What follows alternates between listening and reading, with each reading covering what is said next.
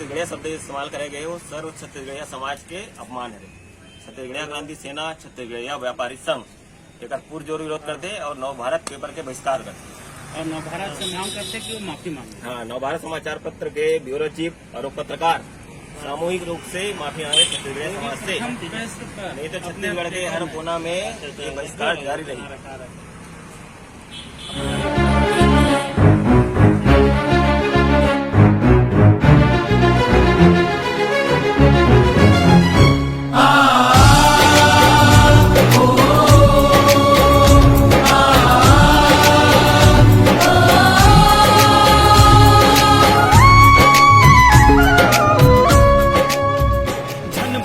सबले कोढ़िया जागो रे छत्तीसगढ़िया, झन बनाओ रे सबले कोढ़िया जागो रे छत्तीसगढ़िया।